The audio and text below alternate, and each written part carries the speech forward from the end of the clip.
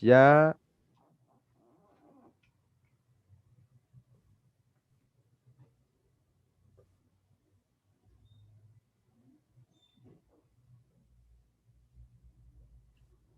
Muy buenos días. La sede de Occidente les da la más cordial bienvenida al acto inaugural del segundo ciclo. Saludamos a nuestros estudiantes, personal docente y administrativo y demás autoridades universitarias que se suman a esta transmisión de YouTube y Facebook de la sede de Occidente. Nos honran hoy con su presencia el doctor Jorge Chen Sam y el director de la sede de Occidente, doctor Francisco Rodríguez Cascante, quien a continuación dirige unas palabras de bienvenida. Muy buenos días a todos y a todas. Un cordial saludo de bienvenida a esta importante actividad que consiste en la lección inaugural del segundo semestre de la sede de Occidente. Quiero agradecer muy especialmente al doctor Jorge Chen Sam, catedrático de la Universidad de Costa Rica, quien nos ofrecerá esta lección inaugural con un tema realmente interesante. Se titula La conferencia del labrador sencillo a los hijos de la patria, labriegos sencillos, el discurso ilustrado sobre el trabajo y la prosperidad colectivas en el himno nacional. Tema de gran relevancia, de amplia reflexión en la comunidad costarricense, así que estoy seguro de que va a ser un espacio muy enriquecedor para todos y todas. Quiero darles la bienvenida a todas las personas de la comunidad universitaria, estudiantes, docentes, personal administrativo y a todas las demás personas que están conectados en esta actividad. Muchas gracias al profesor Jorge Chen y adelante con la presentación. Muchas gracias, don Francisco, por sus palabras. Y a continuación vamos a presentar al invitado de lujo, el doctor Jorge Chen Sam, quien es doctor en estudios románticos por la Universidad Paul Valéry Montpellier III. Desde el 2003 es profesor catedrático en la Escuela de Filología, Lingüística y Literatura de la Universidad de Costa Rica, en donde enseña teoría literaria, literatura española y literaturas centroamericanas. Sus campos de investigación abarcan las literaturas centroamericanas, la recepción cervantina, la prosa de los siglos XVIII, español e hispanoamericano, la poesía hispánica y las generaciones del 98 y 27.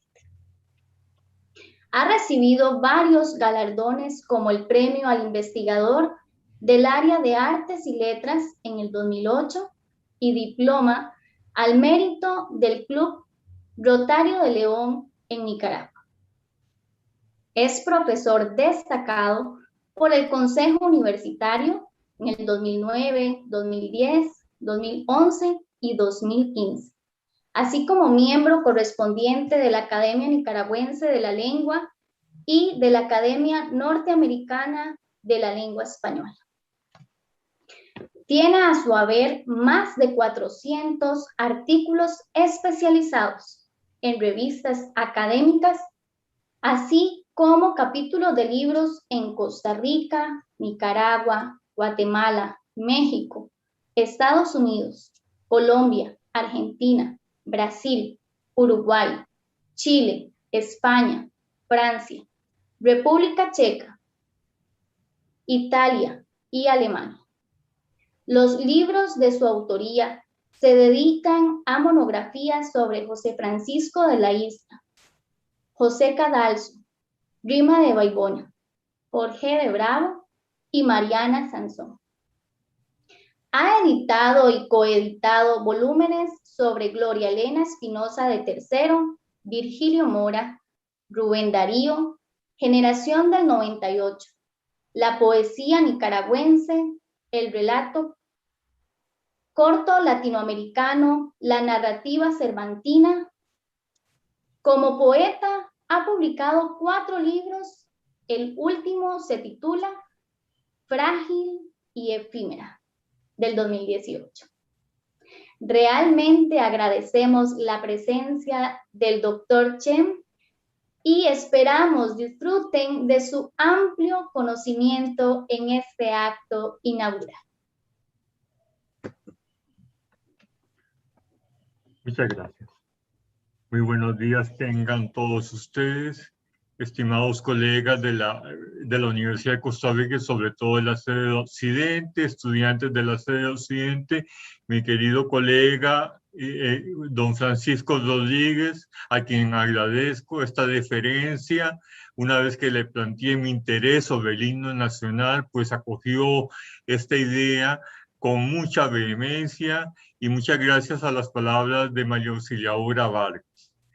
El tema es de un gran interés sobre, no solamente en relación con las efemérides que estamos celebrando en Costa Rica, sino a nivel latinoamericano, por cuanto esas independencias que estamos celebrando desde hace unos años y que todavía nos falta celebrar, implica retomar la constitución y el desarrollo de nuestros países. Y como tal, los himnos nacionales forman parte de esto. Ahora bien, es importante, y ustedes vieron que uno de mis campos de investigación y al que me dediqué desde mi tesis doctoral, siempre ha sido el siglo XVIII español, es decir, la Ilustración. Eso lo amplié luego a cuestiones de hispanoamericanas. Y precisamente eso es lo que está en juego desde un punto de vista de un modelo discursivo y un orden discursivo siguiendo a Michel Foucault en el himno nacional. Muy bien, voy a compartir con ustedes una pantalla y a partir de ahí voy a seguir vamos a seguir esta conferencia. Vamos a ver.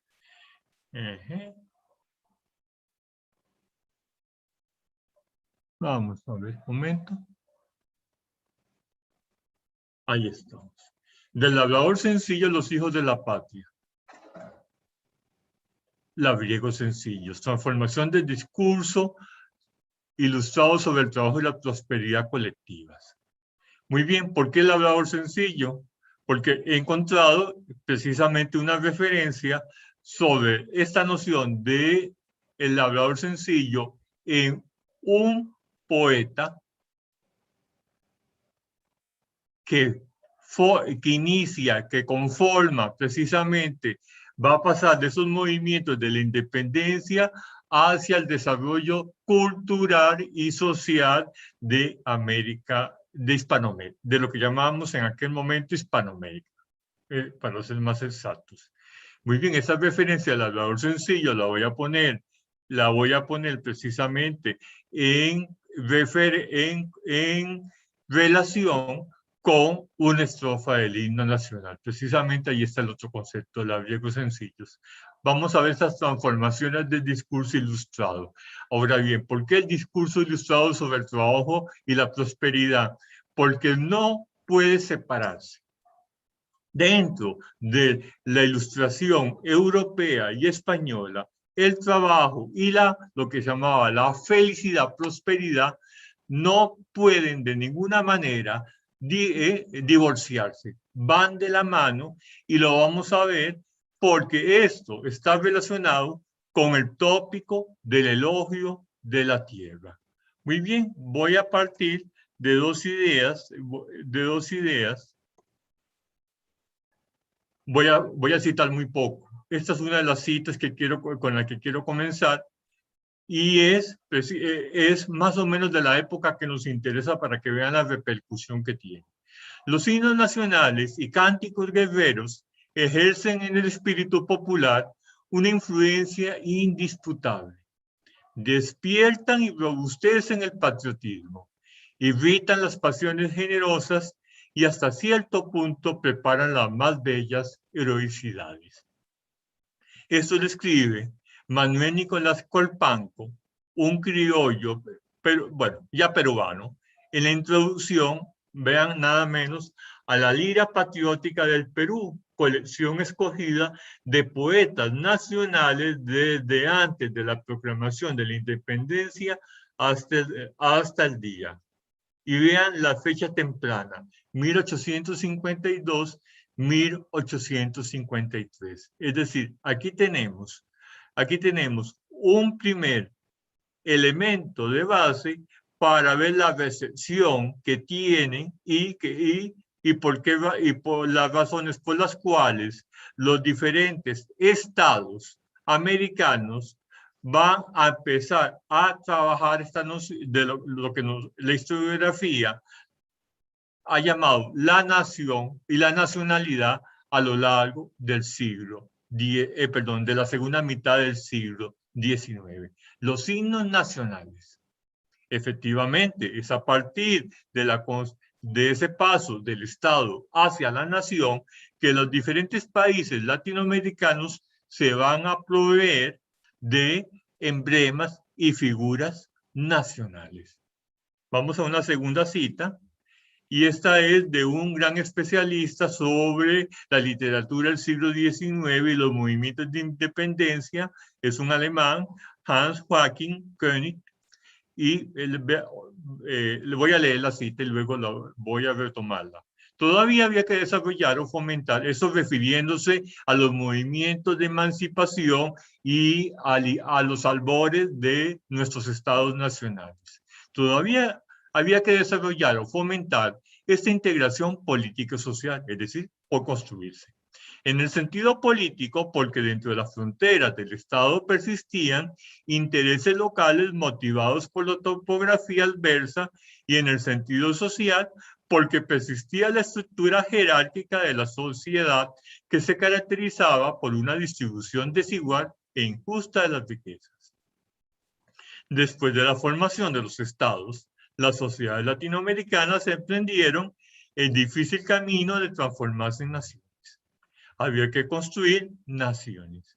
Y efectivamente, ese es lo que la historiografía otorga como el paso de los estados hacia la nación a lo largo del siglo XVIII, como un proceso paulatino, y que implica también tomar en cuenta esto que dice König muy bien. Por un lado, la cuestión de que no se puede, los territorios que se conformaron después de la independencia muchas veces tenían otra jurisdicción desde el punto de vista de la colonia. Eso nos pasó con lo que es Guatemala y Chiapas, por ejemplo, o lo que pasó con Costa Rica y lo que llamamos el partido de Nicoya. Entonces, una cuestión es esa, y otra es terminar de una vez con el sistema colonial. Y el sistema colonial, no se hace, acabar con el sistema colonial no se hace de la noche a la mañana. Estamos entonces en ese proceso de una construcción de la nación esa construcción en la cual los signos nacionales forman parte de un emblema. Y recordemos la circa de Colpano, es decir, los signos nacionales, como los cantos guerreros, despiertan. Ahora bien, ¿por qué esto? Porque estamos dentro de una concepción que nos viene desde la antigüedad, y que más o menos la podemos ascribir a un género. El género es la poesía civil. Esa poesía civil a la que pertenecen los signos nacionales. La poesía, digamos, de origen épico o de epopeyas nacionales. La poesía que alaba a los héroes y a los emblemas. Todas esas y lo que cantábamos y lo que recitábamos una persona como yo hace 50 años en escuela, ese tipo de poesía entra dentro de la descripción de lo civil para formar precisamente una nacionalidad, la conformación de una identidad y un arraigo y una pertenencia colectivas. Ahora bien, esa poesía civil, por supuesto, poco a poco caerá en desuso, pero y de alguna manera se queda donde en las celebraciones patrias y en las celebraciones escolares, ahí donde recibe. Entonces la poesía civil es muy importante, será un punto clave que voy a analizar. Muy bien, ahora sí. Pasemos a la estrofa que nos interesa del himno nacional. La segunda. En la lucha tenaz de fecunda labor, que enrojece del hombre la faz. Conquistaron tus hijos, labriegos sencillos, eterno prestigio, estima y honor. Muy bien. Observemos un elemento de base que ya, de esta manera ya había hablado doña María Moretti en su análisis del himno nacional. La lucha, en este primer verso, se pone en equivalencia la lucha tenaz y la fecunda labor. Aquí hay si ustedes quieren, una trabazón semántica, una redundancia semántica muy fuerte. ¿Por qué? Porque se está calificando esa lucha tenaz que enrojece. Y aquí quiero agregar algo muy importante que ha pasado un poco de vista en relación con este enrojecer, que lo han relacionado con la guerra, con la sangre, pero ese enrojecer es el color de la piel que se enrojece con el trabajo cotidiano bajo el sol, efectivamente. Conquistaron tus hijos, y ahí está lo interesante en esta estrofa, que el verbo que hay que subrayar, ese conquistaron, tiene un origen precisamente militar y territorial. El conquistar siempre implica una lucha y una acción militar. Pero vean ahora, ¿quiénes lo conquistaron? Tus hijos, labriegos sencillos. Muy bien. Labriegos sencillos, y una vez lo que quiero dejarlo ya establecido, este sufijo ego o iego, muy importante en la palabra, porque tenemos en morfología, que es la parte de la gramática dedicada a la composición de palabras, pues vemos precisamente la derivación o la producción a partir de los sufijos y prefijos. Ahora fíjense muy bien, iego. Ese es un prefijo muy hispano. Y lo tenemos, pongámoslo en paragón para que ustedes comprendan la importancia que tiene esto. De palacio, palaciego. De labrador, labriego. ¿Por qué? ¿Qué denota y qué subraya el sufijo en español? Precisamente la acción, el radio de acción del labrador, del labriego. Ahora bien, tenemos un problema en la evolución de esta palabra, y ya lo vamos a ir a ver. ¿Qué conquistaron? Eterno prestigio y estima y honor. Entonces, el honor, el prestigio, ya no es por las armas, no es por la lucha armada, sino de labriegos sencillos. ¿Y por qué esto es importante, esto que les estoy planteando? Porque labriegos sencillos, el hecho de ponderar y en ese sentido el elogio del labriego tiene que ver con una evolución de esta palabra o de la raíz labrar en español. ¿Por qué labrar en español? Labrador o labrar viene del verbo latino, y el verbo latino clásicamente significa El labrar es trabajar. La evolución semántica de la palabra hará que se aluda propiamente al trabajador del campo, trabajador de la tierra. Efectivamente, eso es cierto. Pero hay una evolución y esa evolución es muy fuerte porque el labriego sencillo con esa calificación es el campesino, lo que llamaríamos el campesino por excelencia. Muy bien. Rápidamente, un estado de la cuestión preliminar, eso serían estos. El libro de María Moretti, por supuesto, el libro de Raúl Aya Sánchez sobre José María Celedón y la historia del himno nacional, y sobre los himnos y la cuestión musical tienen ustedes aquí dos. El libro fundamental de María Isabel Carvajal sobre el himno patriótico del 15 de septiembre, dentro del imaginario colectivo costarricense, y un artículo muy extenso de un colega de la sede, ahora jubilado, Jorge Carmona Ruiz, sobre precisamente los manuales escolares. Esta poesía en el famoso libro que todos tuvimos como cabecera en nuestra época de estudiantes escolares, Lo que se canta en Costa Rica, efectivamente. Con eso ya podemos empezar el análisis. Y bien, les decía que hay que encontrar,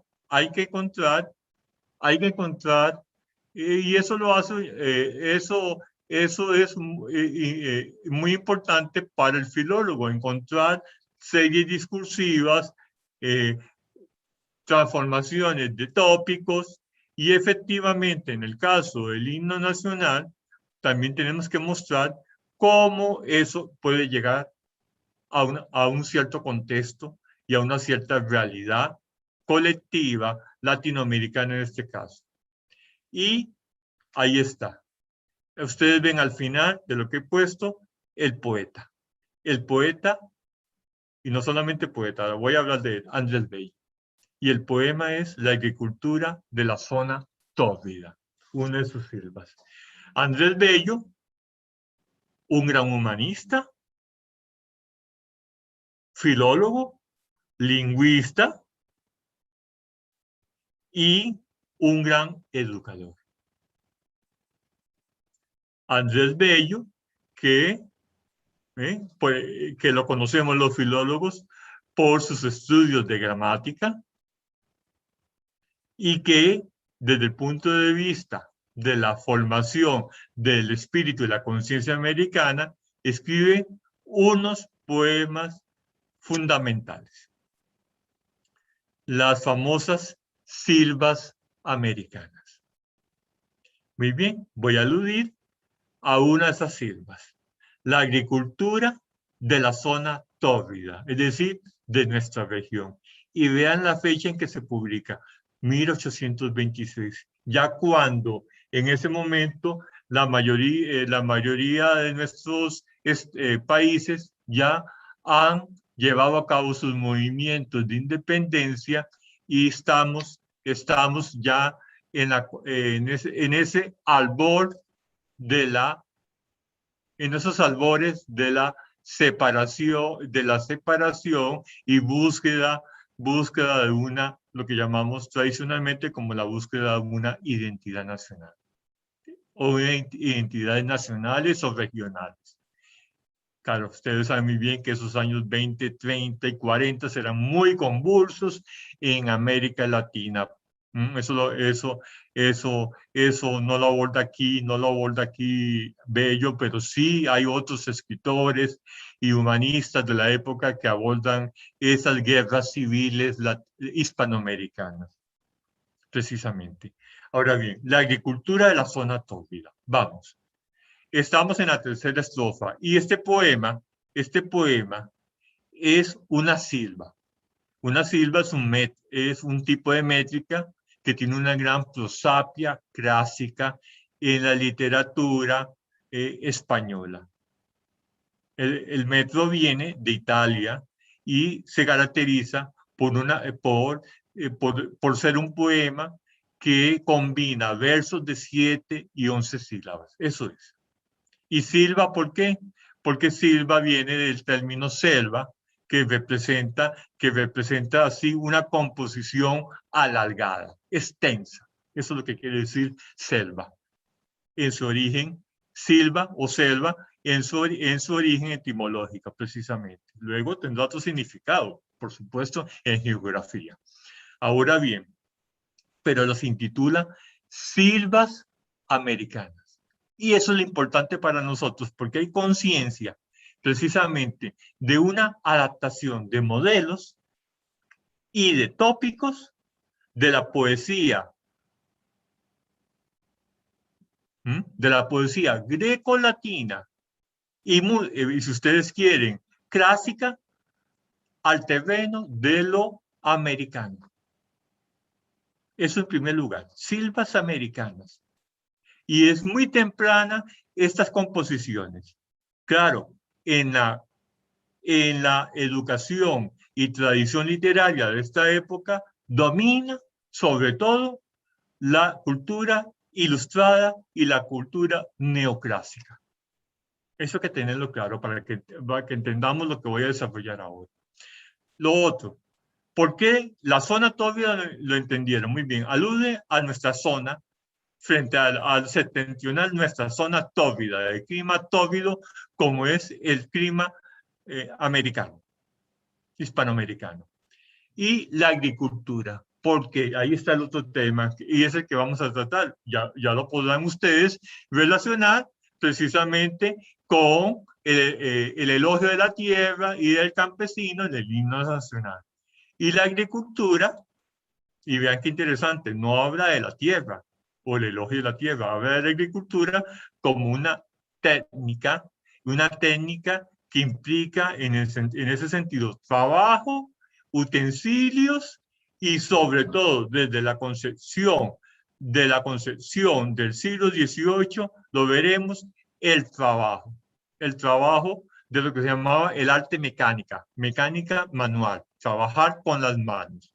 Muy bien, en ese sentido comencemos y luego le vamos a explicar por qué razón en el siglo XVIII se pondera la agricultura y el elogio de la tierra. Eso es muy importante tratarlo. Por supuesto, no se entiende este trabajo de la tierra, el trabajo de la tierra, sin el trabajo a las otras oficios y áreas. Eso es muy importante que también lo veamos, lo vamos a ver luego. Bien, comencemos. Mas, si cual no cede el tuyo fértil zona a suelo alguno, y como de natura esmero ha sido, de tu indolente habitador lo fuera, o si al falaz ruido la dicha al fin supiese verdadera, anteponer que el del umbral le llama, del labrador sencillo, lejos del necio y vano, fasto el mentido brillo, el ocio pestilente ciudadano. Muy bien, vamos. Voy a dar la clave para entender este inicio de la tercera estrofa para luego que ustedes desarrollar el entramado ideológico y semántico al que alude Bello. El verbo es anteponer. Hay que anteponer que del umbral le llama, hay que anteponer porque le llama de corazón del labrador sencillo, el mentido brillo, el oso pestilente ciudadano. El mentido brillo, el mentido es aquí falso, de mentira. ¿Cuál es el brillo mentiroso, falso, del cual tiene que salir, del cual debe salir, abandonar, o desarraigarse, desvincularse? El ciudadano está adelante. Está aquí más adelante. ¿Qué tiene que anteponer? ¿Es falso brillo de qué? Para hacer qué. Eso es lo importante. Eso es lo que con eso se inicia esta tercera estrofa. En este suelo fértil zona, Y en el primer verso de la sílaba llama zona, tierra fecunda. Además, ahí está todo el tópico de la tierra fecunda y prodigiosa. En esta fértil zona de suelo que habita el indolente habitador, el ciudadano, y que luego lo llama ciudadano, fíjense muy bien, tiene que anteponer el mentido brillo. ¿Cuál es ese mentido brillo? Vamos a la segunda parte y lo van a ver. ¿Por qué si ilusión funesta? Vean qué interesante, mentido brillo, ilusión funesta. Aquellos que fortuna hizo señores de tan dichosa tierra y pingüe y varia, al cuidado abandonan y a la fe mercenaria las patrias heredades y en el ciego tumulto se aprisionan de míseras ciudades, de la ambición protelva, sopla la llama de civiles bandos o el patriotismo la desidia enerva. Do el lujo las costumbres atosiga y combaten los vicios y la incauta edad en poderosa liga. Muy bien, ¿cuáles las imágenes? Todas pertenecen a lo que tiene que anteponer, a esa falsa ilusión. ¿Cuál es la falsa ilusión? La que provoca, fíjense muy bien, la fe mercenaria, la llama de civiles bandos, está aludiendo a las luchas de los movimientos de independencia. Efectivamente. En ese contexto, alienta a dejar la guerra. A dejar ese espíritu de la guerra. ¿Para qué? Ya lo sabemos. Porque eso es lo que está planteando en la primera parte, de decir, anteponer eso. Que eso es mentido brillo. Ya hay que, digamos, salir de esa etapa de las guerras fraticidas, de los bandos. Ahí hay una serie de palabras muy interesantes que todas implican una lucha. La lucha de bandos que hubo en la etapa previa a los movimientos, a la independencia como tal, las fracciones. Así se ve. La guerra se ve como una guerra de fracciones y eso es muy importante y luego lo voy a retomar porque aquí estamos ante una nueva legitimidad de la guerra. Claro, esta guerra de fracciones y la lucha de la independencia ahora debe pasar a un segundo plano. Y tenemos que volver, como decía el lema de una gran campaña electoral en Costa Rica, volver a la tierra. Eso es tan fuerte aquí. Eso está en el principio. Ese labrador sencillo ahora, como debe dejar de ser pestiloso, debe dejar el oso pestilente ciudadano y debe retomar lo que debe ser, que la tierra, la fértil zona. Muy bien, vamos ahora a la siguiente. Ahora vuelvo sobre esto, no he terminado. Vean que la guerra se relaciona con los vicios. Vean los dos verbos relacionados a estos, hay que combatir los vicios, pero este momento de las luchas fratricidas se relaciona con que la desidia enerva y do el lujo las costumbres atosiga, es decir, con el exceso y el abuso. Hay que dejar eso, ya. ¿Por qué? Porque viene ahora, ¿qué viene? La paz, la constitución de nuestros países. Muy bien, ahora vamos a la cuarta estrofa. Oh, los afortunados poseedores, así comienza la cuarta estrofa. Oh, los afortunados poseedores, habéis nacido de la tierra hermosa, en que reseña ser de sus favores, como para ganaros y atraeros, quiso naturaleza bondadosa romper el duro encanto que os tiene entre murallas prisioneros. Muy bien, retomemos esta parte. Como lo ven claramente, aquí se sigue haciendo ese elogio de la tierra.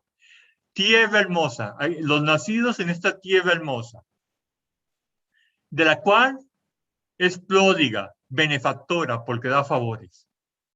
Pero ¿qué? Ganaros y atraeros. La tierra nos gana, nos atrae y hay que ganársela.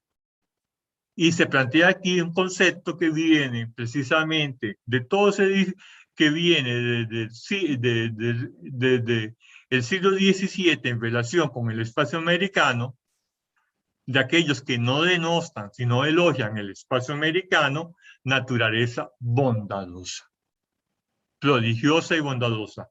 Porque recuerden muy bien que habrá dos conceptos sobre la naturaleza americana.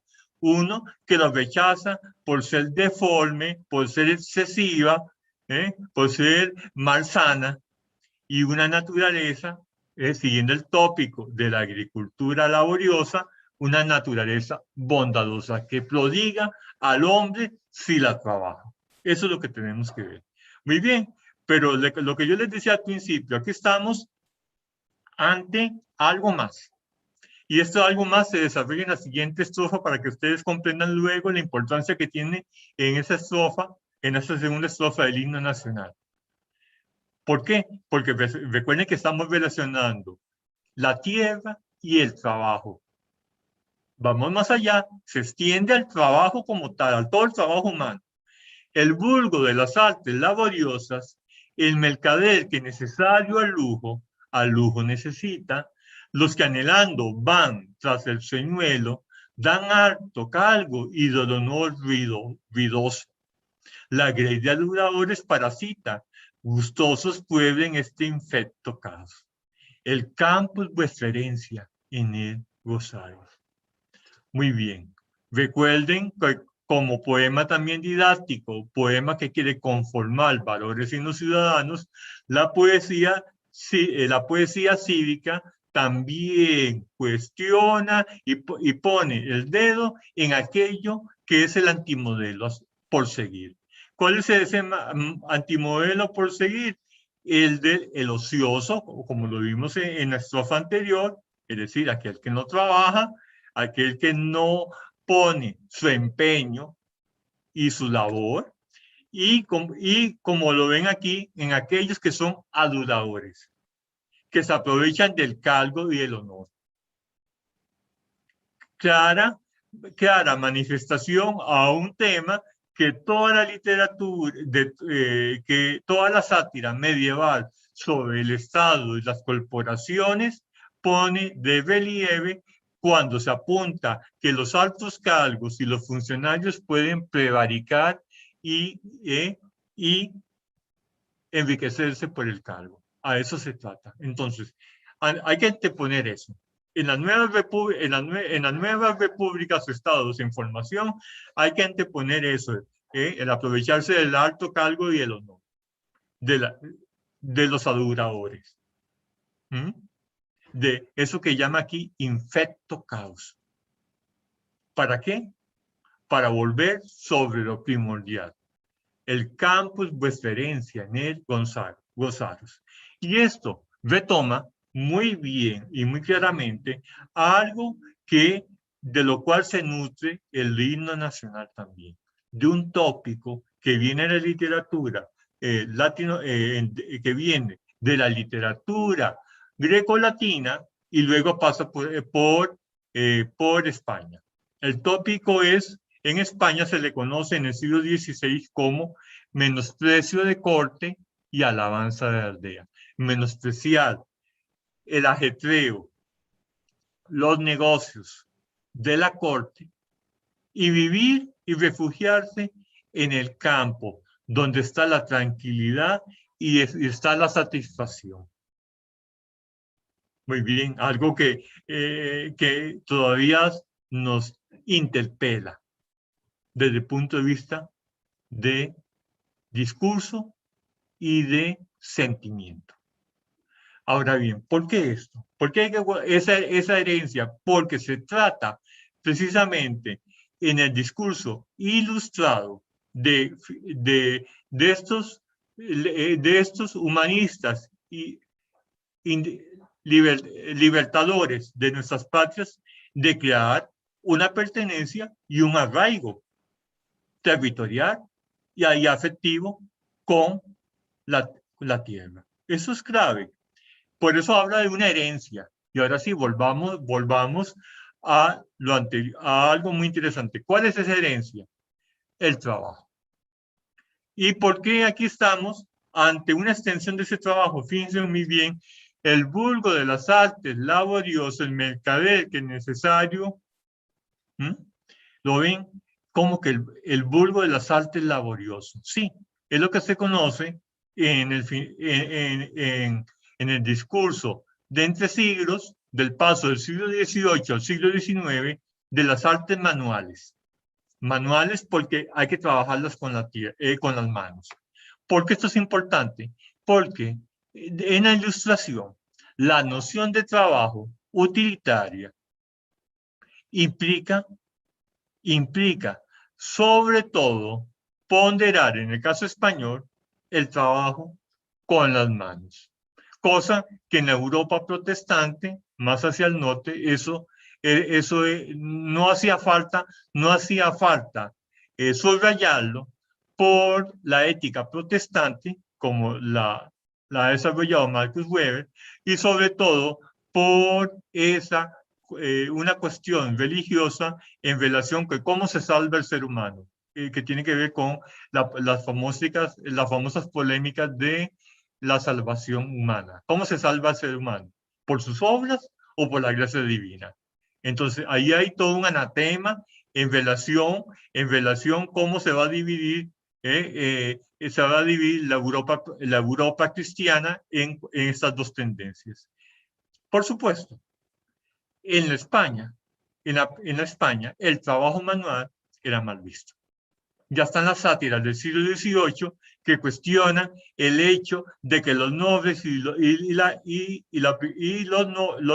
no solamente los nobles, la gente no quiere trabajar, no quiere ensuciarse las manos y lo ve como trabajo que envilece. El discurso ilustrado, precisamente todo lo contrario, ponderará el trabajo humano en toda su dimensión frente a la noción clásica de trabajo. ¿Cuál es esa noción clásica? La que nos viene de la cristiandad. Los trabajos, y en plural, los trabajos son los trabajos que padece el ser humano. Oigan el verbo que utilicé, padecer, que sufre. Entonces se ve como una carga el trabajo. Bueno, para algunos es una carga, efectivamente, dependiendo de las condiciones. Pero el trabajo dentro del discurso ilustrado y burgués es más bien promueve el desarrollo, lo que llamaríamos nosotros el desarrollo.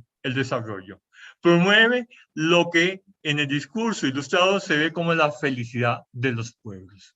Esto es muy importante comprenderlo. La felicidad y la prosperidad solamente puede llegar por medio del trabajo. Si todos partimos y contribuimos a la generación de trabajo. De ahí la noción de felicidad que tiene el discurso ilustrado, como aquello que provoca el bienestar común y colectivo. De eso es lo que se nutre nuestro himno nacional. Y para ir ya haciendo ciertas matizaciones finales a esto que es tan importante. El campo, sí, efectivamente. Aquí el campo, porque se trata de reivindicar el autóctono. Y la conformación del trabajo, como lo ven, en estos nuevos territorios independientes. Y eso lo tienen muy claro todos nuestros próceres desde el punto de vista ilustrado. Si no hay digamos, un ordenamiento del territorio, la construcción de infraestructura y carreteras, de una legislación, de unos emblemas, de una incipiente educación todavía, etcétera, etcétera, no podemos hablar de un desarrollo. Eso es lo que vendrán a comprender precisamente nuestras élites y nuestros gobiernos a lo largo del siglo XVIII. El trabajo aquí implica llegar a una felicidad y prosperidad que no es de ninguna manera individual, no es egoísmo particular. La ilustración ve en el trabajo y la felicidad un bien y algo colectivo.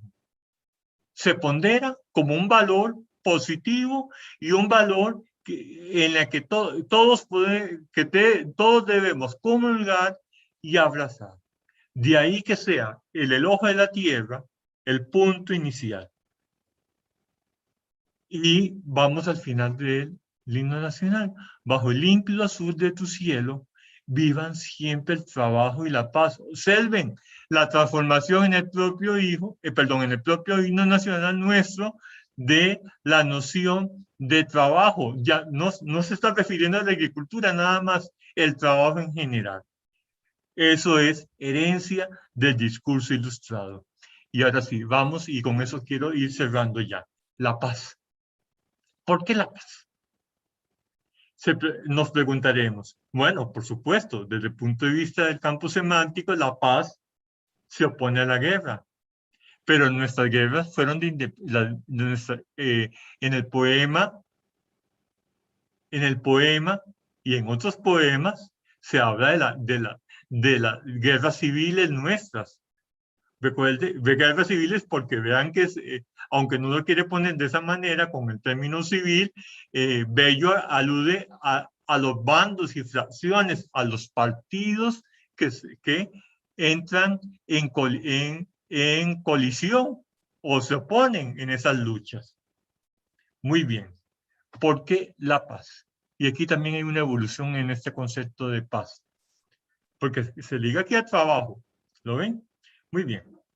Eso forma parte también de la evolución muy propia del discurso ilustrado, cuando la guerra, sobre todo hasta el siglo XVIII, estaba relacionada con las guerras de religión. Las guerras de religión, protestantes, católicos, etcétera, que no permitían encontrar una paz duradera en la Europa del siglo XVII y XVIII. Los ilustrados europeos, entre ellos puedo citar a Immanuel Kant, por ejemplo, y David Hume, el inglés David Hume, plantean la paz, plantean esta noción de paz en relación con el trabajo. Eso no se nos puede pasar por alto. Esta combinación del trabajo y la paz del discurso ilustrado, que se redinamiza en el himno nacional, cobra toda su dimensión cuando precisamente hay que pasar de esas guerras fratricidas de independencia a la legitimación. ¿Y cómo se pasa?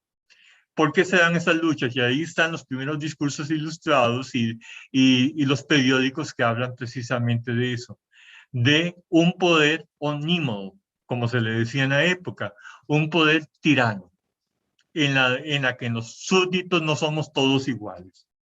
Precisamente estamos en evolución del concepto de la guerra, de una guerra de religión hacia una guerra política en la que se permite precisamente justificar las revoluciones y las independencias, en este caso, latinoamericanas. Y se hace bajo este alero de que el trabajo es lo que viene a continuación. Una vez que pasa la guerra y la destrucción, viene la paz, el entendimiento y la convivencia. Eso es lo que está ponderando el himno nacional y de lo que se nutre esto que escribe escribe precisamente de lo que se pondera en la letra del himno y con la que todos fácilmente no solamente aceptamos, sino también nos sentimos, como decía la primera cita que leí, en esa efervescencia, pero sobre todo en esa conciliación de pasiones, de entendimiento y pasión, efectivamente, de esa pasión que enaldece a lo que va a ser los valores ciudadanos. Muchas gracias.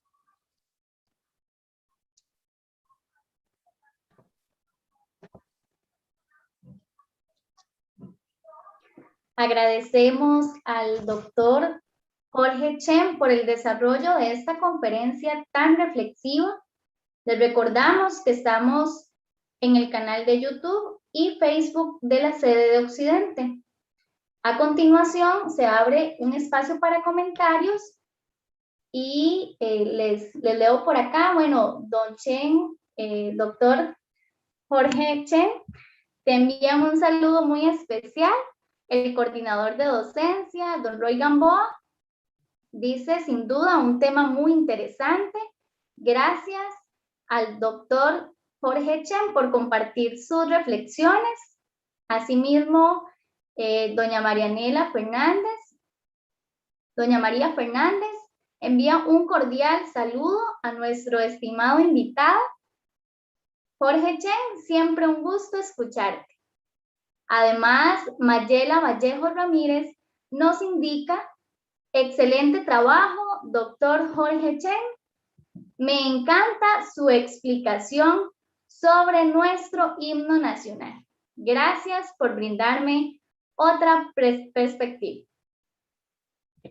Entonces, esos son los comentarios. De verdad que agradecemos muchísimo la sintonía. Y a continuación, nuevamente invito al doctor Francisco Rodríguez, quien extiende un agradecimiento.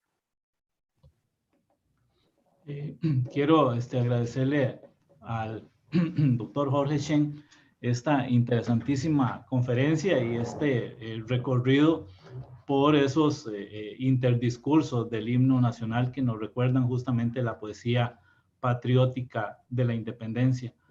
Muchísimas gracias, Jorge. Muchísimas gracias también a todas las personas que nos han hecho el favor de acompañarnos en esta lección inaugural del segundo semestre del año 2021 en la sede de Occidente. Tengan todos y todas muy buenos días. Buenos días. Agradecemos al doctor Chen, al señor director, su valiosa sintonía. Y de esta manera damos por finalizada la actividad. Que tengan un muy bonito día.